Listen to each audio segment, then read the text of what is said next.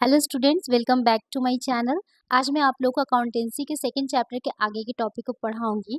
लेकिन इसके पहले मैंने आपको कुछ क्वेश्चंस दिए थे, जिसमें से थर्ड क्वेश्चंस तमन्ना ने बनाया था। वेल डन तमन्ना, ऐसे ही पढ़ते रहो। और क्वेश्चन 4 जिसमें कुछ बच्चों को प्रॉब्लम आया था, उन्होंने पर्सनली व्हाट्सअप किया था कि क्वेश्चन नंबर 4 नहीं बना पाए। तो पहले मैं आपको क्वेश्चन नंबर 4 समझाऊंगी, देन आगे के टॉपिक को पढ़ाऊंगी। तो चलिए without wasting any time video को स्टार्ट करते हैं। Let's get started. क्वेश्चन को पहले समझा देते, देन इसको सॉल्व करेंगे। X purchase business of Y from 1 April 2023। For this purpose goodwill is to be valued at 100% of average annual profits of the last 4 years. तो यहाँ पे देखिए, एक्स ने वाई के बिजनेस को परचेज किया है 1 तारीख को, और जिसके लिए उसने गुडविल को वैल्यू किया है 100% पे। इसके पहले के क्वेश्चन में परचेज ईयर दिया होता था। अब यहाँ पे आपके पास परचेज ईयर की जगह पे परसेंटेज दिया है, तो हम इसको 100% मान लेंगे। 100% का वैल्यू 1 ही आता है। फिर यहाँ पे देखिए, कुछ 4 ईयर्स के प्रॉफिट एंड लॉस दिए हुए, इसको समझेंगे अच्छे से। तो 31 मार्च 2020 में प्रॉफिट था, लेकिन इस प्रॉफिट में after debiting loss of stock by fire 50,000। अब आप लोग बताइए, जो लॉस हुआ है 50,000 का आग लगने की वजह से, ये कैसा लॉस होता है? तो ये एबनॉर्मल लॉस है। और एबनॉर्मल लॉस हम लोग क्या करते हैं, ऐड कर देते। तो हम लोग इस साल इसमें ऐड कर देंगे, तो इस साल का जो प्रॉफिट होगा 1,50,000 होगा। सेकेंड हम लोग देखेंगे, ईयर में ये लॉस है, ठीक है, 1.5 लाख का लॉस है। Includes voluntary retirement compensation paid. अब देखिए, वॉलेंट्री रिटायरमेंट कंपनसेशन क्या होता है? जब किसी पार्टनर का रिटायरमेंट होता है, तो उस दौरान हम लोग उसको एक मुश्त उसको राशि देते हैं, एक पैसा देते हैं, ह्यूज अमाउंट देते हैं। तो उस अमाउंट को हम लोग बोलते हैं वॉलेंट्री रिटायरमेंट कंपनसेशन। तो ये 80,000 का है। तो ये जो एक्सपेंस हुआ है, जो भी आपका लॉस आप कह सकते हैं, तो ये भी एबनॉर्मल नेचर का हो गया, ये नॉर्मल का नहीं है। तो हम इसको वापस से क्या करेंगे, इसमें ऐड कर देंगे। फिर 2022 में देखते हैं, 1.5 लाख का प्रॉफिट हुआ था। 23 में 2 लाख का प्रॉफिट हुआ था।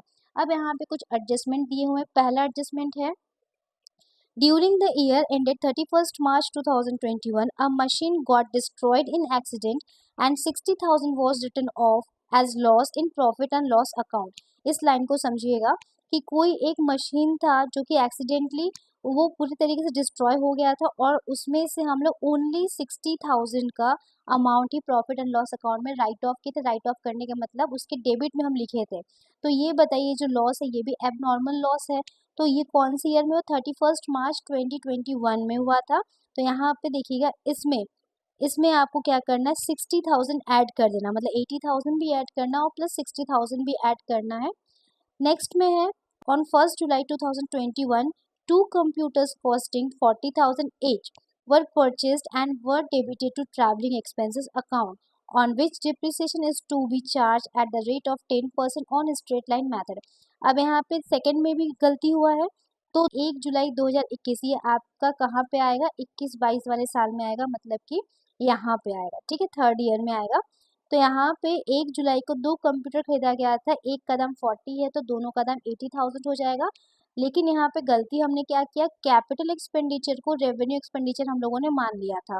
तो अब यहाँ पे रेवेन्यू एक्सपेंडिचर मानने की वजह से प्रॉफिट में से ऑलरेडी 80,000 माइनस कर दिया है। तो हम क्या करेंगे, उस साल उस 80,000 को ऐड करेंगे।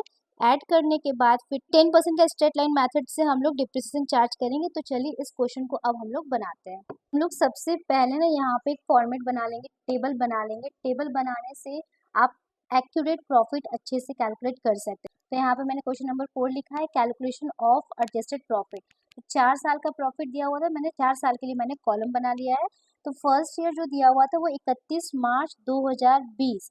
तो क्या आप बता सकते हैं, अगर 20 में ये साल खत्म, तो स्टार्ट कब हुआ होगा? तो ये 19 में, 1 अप्रैल 19 में स्टार्ट हुआ, तो 31 मार्च 20 में खत्म हुआ। फिर नेक्स्ट ईयर 20 to 21 हो जाएगा, 21 to 22 हो जाएगा, 22 टू हो जाएगा 23। तो अपने पास ये है। तो प्रॉफिट गिवन था, तो लिखेंगे प्रॉफिट एंड लॉस। इस साल प्रॉफिट हुआ था 1 लाख का। पहले हम लोग नॉर्मली इसमें प्रॉफिट लिख लेते हैं, देन उसके बाद हम इसके एडजस्टमेंट को समझेंगे, ठीक है। तो यहाँ पे ये लॉस हुआ था, तो लॉस को हम लोग इस तरीके से ब्रैकेट में डालेंगे, माइनस का साइन होता है, ये माइनस को दिखाता है। फिर यहाँ पे 1.5 लाख का प्रॉफिट हुआ था, और देन यहाँ पे 2 लाख का प्रॉफिट हुआ था। एबनॉर्मल लॉस का 50,000 को तो हम यहाँ पे ऐड कर लेंगे, लिखेंगे ऐड कितने का, 50,000 का। तो यहाँ पे 50,000 ऐड कर लेंगे। फिर नेक्स्ट देखिए, दूसरे लाइन में लिखा है कि एक वॉलेंट्री रिटायरमेंट है 80,000 का, तो इसमें हम लोग क्या करेंगे 80,000 को ऐड कर लेंगे, तो ये भी एब नॉर्मल एक तरीके से लॉस है, तो ये आप इसको लिख सकते हैं ऐड। तो यहाँ पे हम लोग लिखेंगे वॉलेंट्री रिटायरमेंट कंपनसेशन 80,000 का, इसको ऐड कर देंगे। फिर नेक्स्ट यहाँ पे देखिए लिखा 31 मार्च को मशीन डिस्ट्रॉय हो गया था, तो 31 मार्च 2021 मतलब इस साल, तो इस साल में भी हमको 60,000 का एबनॉर्मल लॉस हो, तो 60,000 यहाँ पे ऐड कर देंगे, तो यहाँ पे भी लिख देंगे ऐड एबनॉर्मल लॉस। आप चाहे तो यहाँ पे डिटेल में भी लिख सकते हैं एबनॉर्मल लॉस की जगह पे, जो स्टेटमेंट में लिखा है आप वो भी लिख सकते हैं। फिर उसके बाद यहाँ पे देखिए 1 जुलाई को 2 कंप्यूटर खरीदा गया था, 1 जुलाई 2021 में, तो कहीं ना कहीं वो यहाँ पे खरीदा गया होगा। अगर 1 जुलाई में वो हो रहा है तो साल 22 में ख़त्म होगा, तो यहाँ पे मशीन्स खरीदे गए थे, तो यहाँ पे हम ये लिखेंगे ऐड कर देंगे, क्योंकि ये कैपिटल नेचर का था और इसको रेवेन्यू मान लिए थे, तो यहाँ पे लिखेंगे add wrongly debited amount in PL account, ये कर दिए। अब इस पे डिप्रिसिएशन हम लोग चार्ज करेंगे, तो लिखेंगे लेस डिप्रिसिएशन। अब यहाँ पे ध्यान दीजिएगा कि 1 जुलाई को खरीदा जा रहा, तो 1 जुलाई मतलब कितने मंथ्स हो जाएंगे, यहाँ पे 9 मंथ्स हो जाएंगे, तो 10% इंटरेस्ट रेट है, तो हम यहाँ पे निकालेंगे 80,000 इंटू 9 मंथ्स इंटू 10%, ठीक है, ये निकालेंगे हम लोग, कितना आ जाएगा 6,000 आ जाएगा। तो फर्स्ट ईयर 6,000 का यहाँ पे डिप्रिसिएशन लगेगा, तो आप यहाँ पे लिखिएगा 6,000। ये कंप्यूटर जो हम लोगों ने परचेज किया है, तो इस साल भी नो डाउट ये पूरे साल यूज हुए होंगे, तो इस पे हम लोग क्या करेंगे 10% फिर लगा देंगे पूरे साल के लिए। अब कैसा मेथड चल रहा है, स्ट्रेट लाइन मेथड, तो 80,000 का 10% यहाँ पे लिख देंगे 8,000। क्लियर है, तो ये हम इस साल में माइनस कर देंगे, और अब अपने पास कोई भी एडजस्टमेंट नहीं, तो यहाँ पे हम लोग सबको टोटलिंग कर लेंगे। यहाँ का हो जाएगा 1,50,000, यहाँ पे 10,000 का लॉस, यहाँ पे 2,24,000, यहाँ पे 1,92,000। तो आपके पास 4 साल का प्रॉफिट आ गया। इन प्रॉफिट को हम जोड़ेंगे, 4 से डिवाइड करेंगे और उसका 100% निकाल देंगे। तो इनको जब जोड़ेंगे यहाँ पे लिखेंगे एवरेज प्रॉफिट फॉर्मूला, आप लिखिएगा, इसको ब्रैकेट में दिखाएगा लॉस है 5,56,000 टोटलिंग करने पे आ रहा है, और जब डिवाइड करेंगे तो 1,39,000। अब 1,39,000 यही आपका गुडविल हो जाए, क्योंकि जो परचेज ईयर है ना वो आपका 100% बोल रहा है, तो 100% मतलब ये होता है, तो कोई मतलब ही नहीं इसको लिखने का, तो आप यहाँ पे आपका आंसर हो जाएगा 1,39,000। तो इस तरीके से इस क्वेश्चन को बनाना है। सबसे पहले हम एक कॉलम ड्रॉ कर लेंगे, ऐसे टेबल बना लेंगे, वहाँ पे प्रॉफिट्स लिख लेंगे हर एक साल का, ये क्वेश्चन में गिवन होगा। फिर धीरे धीरे एक एक करके एडजस्टमेंट को हम लोग लीड करेंगे, देखेंगे। इसका आपको मैंने इसके पहले के वीडियो में एडजस्टमेंट समझा दिया था कि कब ऐड करना है, किसको कब लेस करना है। तो जितने भी एबनॉर्मल चीज़ है उनको हम लोग यहाँ पे देखेंगे। प्रॉफिट अगर एबनॉर्मल है तो माइनस करेंगे, एबनॉर्मल लॉस है तो प्लस करेंगे। तो यहाँ पे देखिए एबनॉर्मल लॉस ज़्यादा था, ये तो तीनों को ऐड कर दिए, और यहाँ पे कैपिटल नेचर को रेवेन्यू मान चुके थे, तो अब उसको वापस से 80,000 को प्रॉफिट में ऐड कर देंगे और उसका डिप्रिसिएशन चार्ज कर देंगे। तो इस तरीके से प्रॉफिट को हम लोगों ने ऐड किया, 4 से डिवाइड किया, तो ये आ गया अपना गुडविल। तो चलिए अब आगे के टॉपिक को समझाते हैं। तो नेक्स्ट टॉपिक हम लोग वेटेड एवरेज मेथड पढ़ेंगे, जिसका फॉर्मूला मैंने आपको पहले बता दिया है, फिर से मैं इसको एक बार समझा दे रही हूँ। तो कैलकुलेशन हम लोग जो गुडविल का कर रहे हैं वो एवरेज मेथड से किए, जिसमें से पहला हम लोगों ने कंप्लीट किया, जिसको हम लोग बोलते हैं सिंपल एवरेज मेथड। प्रॉफिट्स दिए थे जिसमें एडजस्टमेंट करने के बाद सबका हम लोगों ने एवरेज निकाला, एवरेज के बाद परचेज ईयर से मल्टीप्लाई कर दी, ठीक है। अब सेकेंड है वेट। वेट का मतलब होता है प्रोडक्ट निकालना, तो वेटेड एवरेज मेथड से हम लोग सॉल्व करेंगे। इसका फॉर्मूला होता है किस तरीके से निकलेगा ये वाला, तो total of product of profits, जितना भी आपके प्रॉफिट का प्रोडक्ट होगा उसके टोटल को यहाँ पे लिखेंगे। ये कैसे निकलेगा इसको भी बताते हैं, और नीचे यहाँ पे लिखेंगे टोटल नंबर ऑफ वेट्स।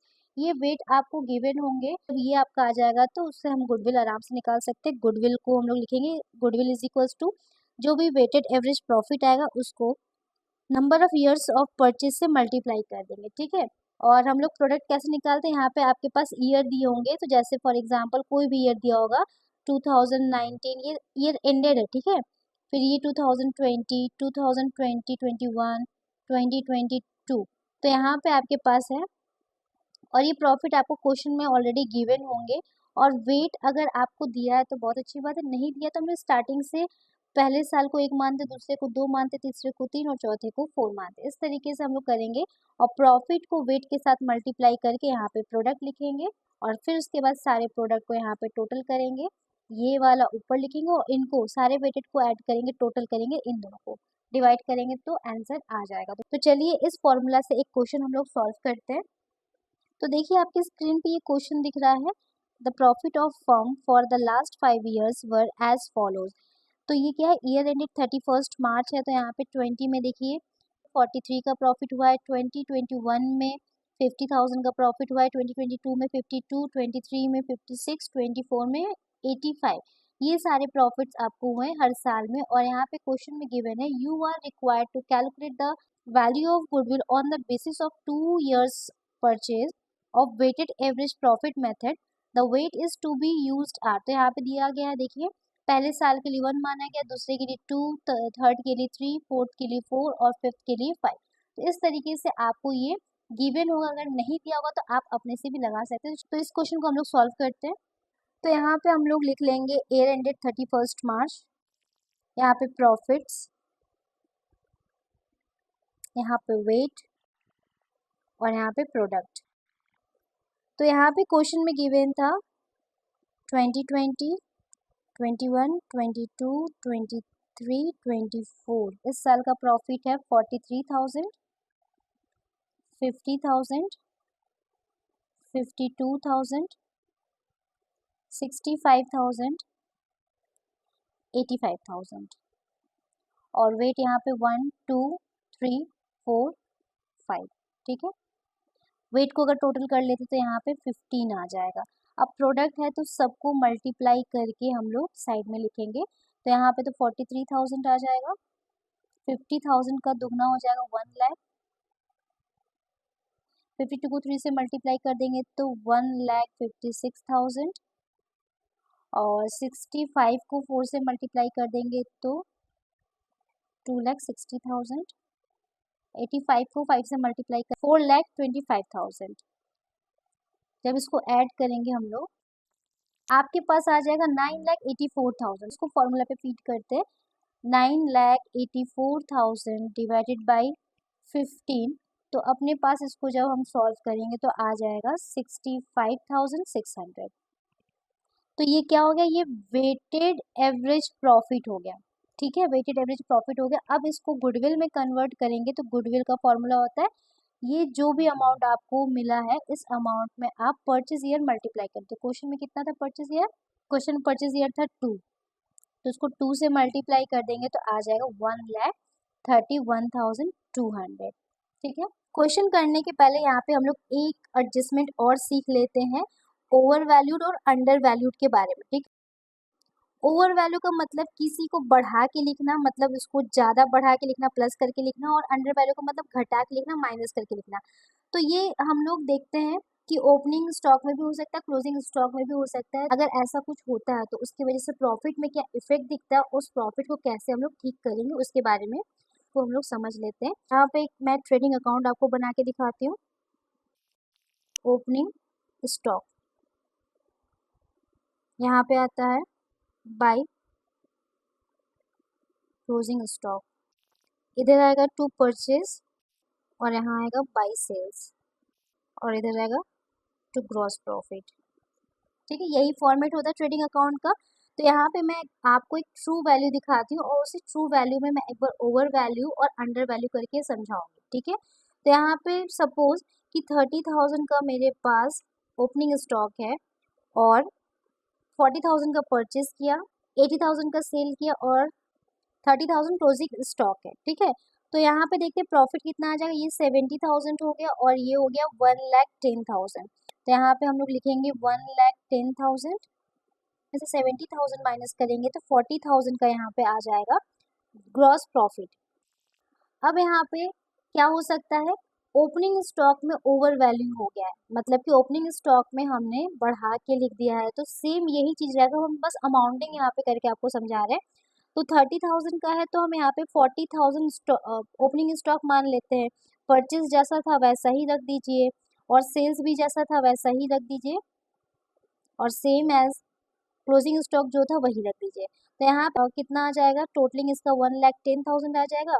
1,10,000 से 80,000 माइनस करेंगे तो आपका यहाँ पे जो ग्रॉस प्रॉफिट है वो क्या दिखेगा, वो 30,000 का दिखेगा। तो आपको क्या समझ में आ रहा है, जब भी ओपनिंग स्टॉक ओवर वैल्यू होता है तो उस साल का प्रॉफिट जो होता है कम दिखता है। ये बात समझ में आया कि ओपनिंग स्टॉक 30,000 था और बाई मिस्टेक एक्चुअल को हम लोग बढ़ा के लिख दिए होंगे, मतलब वो 40,000 कर दिए होंगे। अगर ये बनाते तो प्रॉफिट ये आता, बट हमने ये नहीं बनाया, हमने 40,000 से एंट्री किया, मतलब 10,000 से ओवर वैल्यू किया है, तो यहाँ पे प्रॉफिट कम होगा। तो यहाँ से आप लिखेंगे कि जब भी ओपनिंग स्टॉक एडजस्टमेंट में पहला, इसको आप लोग अच्छे से एक जगह पे एडजस्टमेंट को लिखिए ताकि आपको ये काम आएगा जब भी आप क्वेश्चन सॉल्व करेंगे, तो उसको आप लोग देख के रिमेम्बर कर सकते हैं। ओपनिंग स्टॉक ओवर वैल्यू होगा तो उसको आपको प्लस करना है, ठीक है। ओवर वैल्यू होगा तो आपको प्लस करना है। अब हम इसको देखेंगे कि ओपनिंग स्टॉक को हम अंडर वैल्यू करते, ठीक है। अंडर वैल्यू मतलब वो 30,000 था और 10,000 से कम करते, तो यहाँ पे अगर हम ओपनिंग स्टॉक 20,000 का लिखते हैं और परचेज यहाँ पे 40,000 का, सेल्स 80,000 का लिखेंगे और यहाँ पे क्लोजिंग स्टॉक 30,000 का लिखेंगे, तो अपने पास टोटल तो यही रहेगा। और यहाँ पे देखिए कितना हुआ, 16, 1,10,000 आएगा और 1,10,000 में से अगर 60,000 घटाएंगे तो प्रॉफिट आपका 50,000 दिखेगा, जो कि ट्रू नहीं है। प्रॉफिट आपका कितना होना चाहिए, 40,000, और आपको दिख रहा है कितना, 50,000। मतलब क्या हुआ कि आपको यहाँ पे जो 10,000 हमने घटा के लिखा था, अंडर वैल्यू करके ओपनिंग स्टॉक में लिखा था, तो 10,000 हम लोग उस साल के प्रॉफिट में, जो भी 50,000 आएगा उसमें तो 10,000 अगर हम माइनस कर देंगे तो हमको नॉर्मल जो हमको जो एग्जैक्ट प्रॉफिट हुआ था वो मिल जाएगा। तो सेकेंड आप यहाँ पे लिखेंगे, ओपनिंग स्टॉक अगर अंडर वैल्यू होगा तो माइनस होगा। क्लियर है, ये दो यहाँ पे लिख लीजिए। नेक्स्ट अब हम लोग क्लोजिंग स्टॉक पे देखेंगे। क्लोजिंग स्टॉक तो सेम वही चीज़ है। और एक बात बता दे रहा आप लोगों को कि कोई साल का क्लोजिंग स्टॉक उसके नेक्स्ट ईयर में वो ओपनिंग हो जाएगा। अगर यहाँ पे ये ओवर वैल्यू तो वो भी नेक्स्ट ईयर में ओवर वैल्यू ओपनिंग के साथ होगा। तो जो ओपनिंग का मैंने आपको प्लस माइनस लिखाया, ओपनिंग अगर ओवर वैल्यू है तो प्लस करेगा, ओपनिंग अगर अंडर वैल्यू है तो माइनस करेगा। अब यहाँ पे सेम वही देखते हैं। यहाँ पे ओपनिंग स्टॉक नॉर्मली लिखे, ओपनिंग स्टॉक क्या कितना था, 30,000 था और परचेज 40,000 था, ठीक। और यहाँ पे सेल्स था 80,000, इसको ऐसे ही रख दीजिए। सेल्स 80,000 था, क्लोजिंग स्टॉक यहाँ पे 30,000 था और नेट ग्रॉस प्रॉफिट 40,000 था। यही अपने पास आ रहा था ट्रू वैल्यू।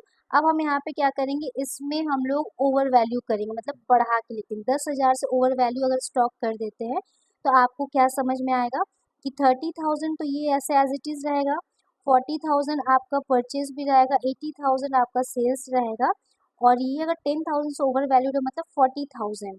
तो देखिए क्रेडिट साइड बड़ा होने का मतलब प्रॉफिट बढ़ा के दिखाया जा रहा है, और प्रॉफिट एक्चुअल में बढ़ा हुआ तो नहीं है, मेरा तो 40,000 है। तो यहाँ पे देखिए 1,20,000 आएगा और 1,20,000 से अगर हम 70,000 माइनस करेंगे तो 50,000 का प्रॉफिट दिखेगा, जो कि ट्रू नहीं है, जो कि एक्चुअल नहीं है। तो हम उस साल क्या करेंगे, उस साल के प्रॉफिट में से 10,000 माइनस कर देंगे। तो एडजस्टमेंट यहाँ पे क्या लिखिएगा, थर्ड नंबर पे, अगर क्लोजिंग स्टॉक ओवर वैल्यू है तो हम उस दौरान क्या करेंगे, माइनस करेंगे।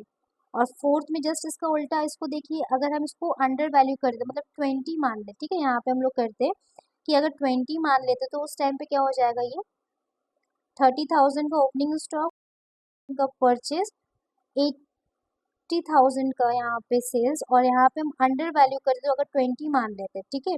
तो क्रेडिट जितना घटा के दिखाएगा आपका प्रॉफिट उतना कम दिखेगा। तो यहाँ पे कितना हो जाएगा, ये 1,00,000 हो जाएगा, और 1,00,000 में से 70,000 माइनस करेंगे तो कितना है, 30,000।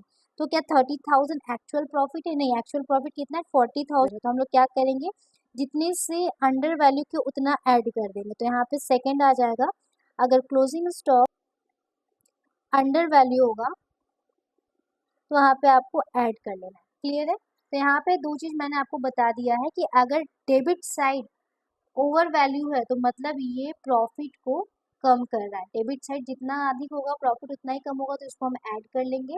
और अगर अंडर वैल्यू है तो मतलब प्रॉफिट को ये बढ़ा के दिखाए तो इसको माइनस कर लेंगे।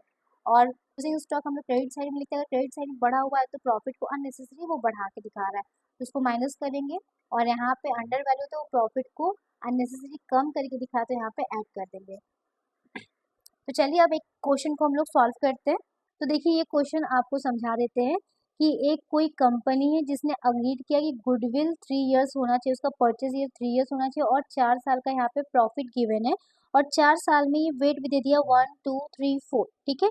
और 4 इयर्स के यहाँ पे प्रॉफिट को दिया गया है। 21 में इसको 20,200 का प्रॉफिट हुआ था, 22 में 24,800 का और 23 में 20,000 का प्रॉफिट हुआ था और 24 में 30,000 का।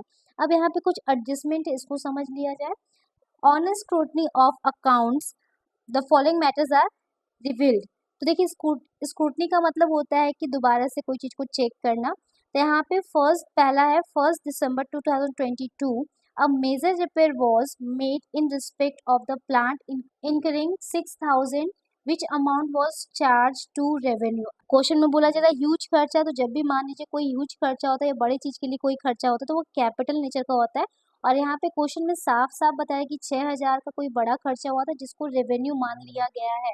तब रेवेन्यू मान लिया गया मतलब कि रेवेन्यू में से इसको माइनस कर दिए हम लोग, तो वापस से 6,000 रिलेटेड ईयर्स में हम लोग ऐड कर देंगे। The paid sum is agreed to capitalized for goodwill calculation subjected to adjustment depreciation of 10% per annum on reducing balance method. और यहाँ पे बताया जा रहा है अगर ये कैपिटल नेचर का खर्चा है तो इस पे आपको डिप्रिसिएशन भी चार्ज करना है और वो कैसे मेथड में होगा, रिड्यूसिंग बैलेंस मेथड, जिसको कि हम लोग रिटर्न डाउन मेथड के नाम से भी जानते हैं। ये क्लास 11 का टॉपिक है डिप्रिसिएशन, वहाँ पे आपको ये बताया गया होगा, ठीक है। The closing stock for the year ending 31 March 2022 was over valued by 2024।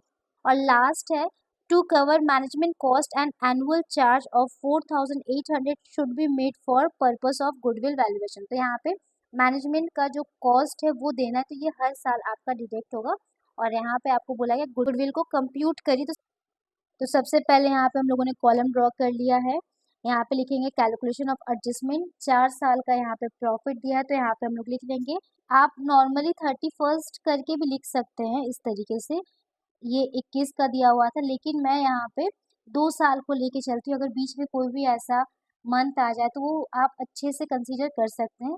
तो यहाँ पे जैसे ये ईयर एंडेड 31 मार्च 2021 है, तो स्टार्ट कब हुआ होगा 20 में, तो हम यहाँ पे इस तरीके से लिख लेंगे 21 से लेके 22 होगा और ये 22 से लेके 23, 23 से लेके 24, ठीक है। तो यहाँ पे आप लिख लीजिए प्रॉफिट एंड लॉसेस। तो लॉस तो यहाँ हुआ नहीं था, चारों साल में ही प्रॉफिट था, तो हम लोग प्रॉफिट को एज इट इज लिख लेते हैं 20,200, 24,800, 20,000, 30,000।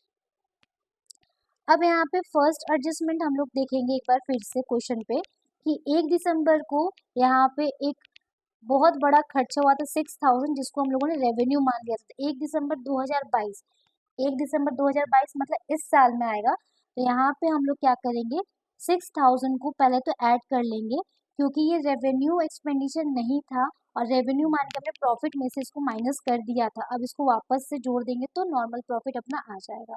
तो यहाँ पे हम लिखेंगे ऐड कर देंगे add capital expenditure charge to revenue, इस तरीके से आप लिख सकते हैं, ठीक है। अब ये जब कैपिटल खर्चा है तो उस पर डिप्रिशिएशन भी लगेगा, कैसा लगेगा, रिटर्न डाउन मेथड से लगेगा। तो ये हुआ कब था, 1 दिसंबर को हुआ था। तो हम लोग यहाँ पे लगा लेते हैं कितने परसेंट का है, 10% का।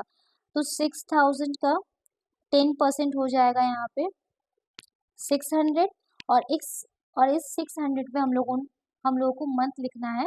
तो 1 दिसंबर को दिसंबर, जनवरी, फरवरी, मार्च 4 मंथ का यहाँ पे डिप्रिसिएशन चार्ज करना है। तो कितना आ जाएगा, ये 200 आ जाएगा। तो 200 आपको यहाँ पे माइनस करना है। तो यहाँ पे अगर डिप्रिसिएशन चार्ज हुआ है तो ऑब्वियसली नेक्स्ट ईयर में भी डिप्रिसिएशन चार्ज होगा। तो यहाँ पे आप लिखिए लेस डिप्रिसिएशन। यहाँ पे मैंने लग रहा है लाइन मिसमैच कर दिया, आप लोग इसके सामने लिखिएगा, ठीक है। तो अब रिटर्न डाउन मेथड में बोला जाए तो 6,000 में से आपको 200 माइनस कर देना है, तो कितना आ जाएगा 5,800। अब इस पे आपको 10% लगा देना है, ठीक है। तो कितना आ जाएगा यहाँ पे 580 ये डिप्रिसिएशन आ जाएगा, ठीक है। इसके सामने आप लिख दीजिएगा। फिर उसके बाद नेक्स्ट हम लोग देखेंगे क्या लिखा हुआ है। क्लोजिंग स्टॉक को यहाँ पे किया गया, क्लोजिंग स्टॉक को ओवर वैल्यू किया गया था। अगर क्लोजिंग स्टॉक ओवर वैल्यू होगा उसको हमें माइनस करना पड़ेगा, ठीक है। इसके अभी मैंने आपको एडजस्टमेंट सिखाया। तो यहाँ पे लिखेंगे less over value of closing stock, ठीक है। इसको क्लोजिंग स्टॉक मैंने लिखा। तो कौन से साल में ये हुआ था? इस साल में क्लोजिंग स्टॉक को हमने बढ़ा के लिखा हुआ था, तो यहाँ पे हम यहाँ पे लेस कर देंगे, ठीक है। और यही इस साल का क्लोजिंग स्टॉक इस साल में ओपनिंग हो जाएगा, तो यहाँ पे फिर ओपनिंग में अगर ओवर वैल्यू होता है तो हम लोग ऐड करते 2400 यहाँ पे ऐड कर देंगे, और यहाँ पे क्या लिख देंगे? Add over value of opening stock, ठीक, ओपनिंग स्टॉक ही लिख देंगे। उसके बाद आपको यहाँ पे देखिए क्वेश्चन लिखा है कि यहाँ पे मैनेजर्स कॉस्ट देना है, तो मैनेजर कॉस्ट आपको हर साल देना है, तो इसको लेस करना है। लेस कितने का है? 4800 का, 4800 4800 ये आपको हर साल करना है, ठीक है, क्योंकि ये हर साल प्रॉफिट एंड लॉस में से डेबिट हुआ होगा, तो ये छूट गया था, इसको हमें कर लेना है। अब जाके हम लोग यहाँ पे टोटलिंग कर लेंगे अमाउंट को, तो इसमें से इसको माइनस करेंगे, तो यहाँ पे आ जाएगा 15,400। इसको हम लोग देखेंगे, इसको जब सॉल्व करेंगे तो अपने पास आ जाएगा 17,600। इसको सॉल्व करेंगे हम लोग तो 23,400, एंड देन इसको जब सॉल्व करेंगे तो आ जाएगा अपने पास 24,620, ठीक है। अब ये आपके पास टोटल प्रॉफिट आ गया है, तो इसका हम लोग वेट निकालेंगे, तो वेट निकालने के लिए यहाँ पे लिख लीजिए पूरा अच्छे से, आप लोग एग्जाम में फॉर्मेट बनाइएगा। तो यहाँ पे हम लिख देते हैं प्रॉफिट, यहाँ पे लिख देते हैं वेट, और यहाँ पे लिख देते हैं प्रोडक्ट, ठीक है। तो प्रॉफिट है यहाँ पे 15,400, 1 से मल्टीप्लाई करेंगे तो 15,400 ही आएगा।